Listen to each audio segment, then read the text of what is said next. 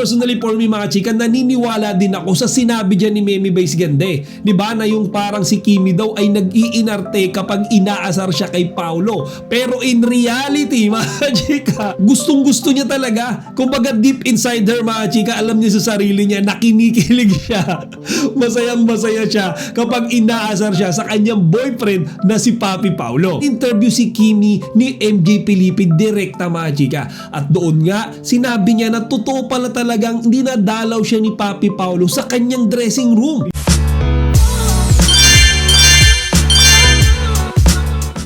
Magandang araw mga chika, Rigel po ulit ang inyong Chika Patrol. Bago tayo magsimula mga chika, inaanyahan ko muna kayong mag-subscribe dito sa ating munting channel para palagi kayong updated sa mga latest at nagtitrending ng mga showbiz balita. So let's have some quick info update mga chika, at ang gusto kong talakayin ay yung naging ganap sa It's Showtime kahapon. At yan nga ay kung paano na naman direktang ibuking ni Memi Vice Ganda ang estado ng relasyon ngayon ni Kim Chiu at Paolo Abilino. Actually kahapon ko pa nga dapat gawa nito ng content mga chika, kaso medyo busy lang talaga, kaya subukan natin talakayin nito ngayon. So sa segment kanilang tawag ng tanghalan kahapon, originally mga chika, si Memi Vice tsaka si Teddy yung nagbibiruan, kung saan eto nga si Memi Vice ay sinasabihan si Teddy na epal-epal.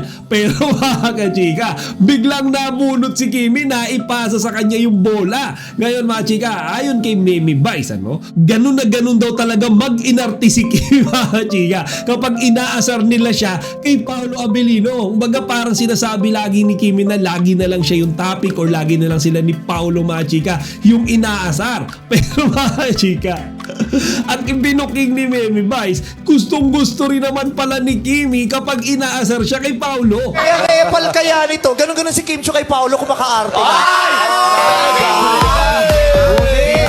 Napasa agad Sakto yung plano kasi namin. Diba? Sa dressing room. Ayun na naman sila. Wala na kayo ibang topic. Oo. Pero gustong-gusto niya pag napapapungsoy. Yes. Oo. Pero di maamin kasi nga di pa napapapungsoy. So mga chika, direkta siyang inilaglag ni Memi Vice. Kaya si Kimi dyan, as usual, hindi na naman siya nakapalang, hindi siya nakapagsalita. Kasi mga chika, that's the truth Totoo yan. So kapag totoo mga chika, alam natin na si Kimi hindi yan magde-deny. Pero tatawa lang yan, tatawa. Tapos mga chika, dinagdagan pa yan ni Memi Vice na kaya lang daw talaga hindi makaamin si Kimi sa public ay dahil hindi pa nakakapagpungsoy.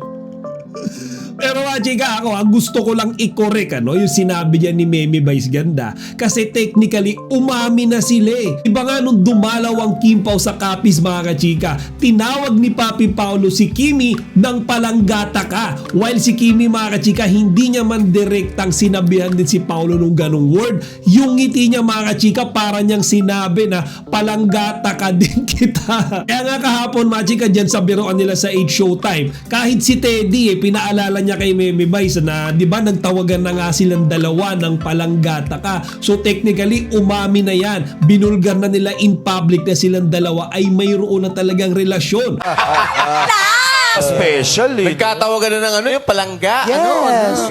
Ayan, uy, my love will make you disappear February 12. Mahigugma.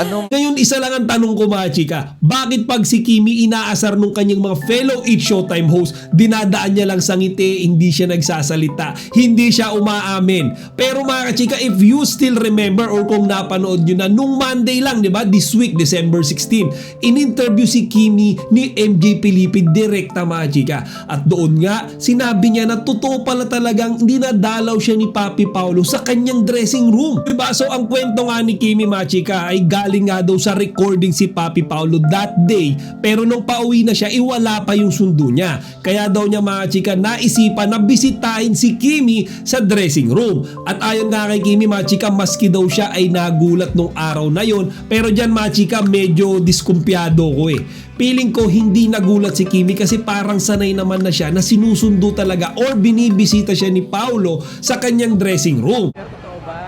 Uy, grabe. Nanggaling siyang recording, no? Tapos wala pa yung sundo niya. Dumaan muna. Siguro nagulat din ako. Dumaan kasi wala naman siyang masyadong friend dun sa ABS kasi dun ang recording. Feng Shui mo pa. Grabe!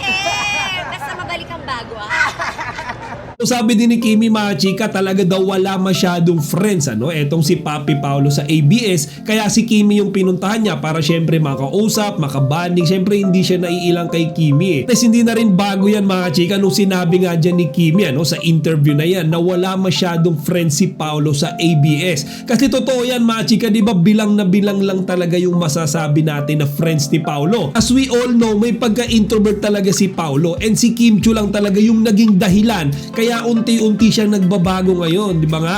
Mas nagiging open na siya sa public, mas nakikipag-usap na siya sa mga tao, sa paligid niya. And most of all, mas palangiti na siya, mga chika. Nagbibiro na nga siya, mga kachika, na ayon nga kay Kimi, hindi niya naman ginagawa before. So to wrap up, mga chika, masabi ko ay talagang nakakatuwa at nakakakilig yung episode nila kahapon sa 8 Showtime.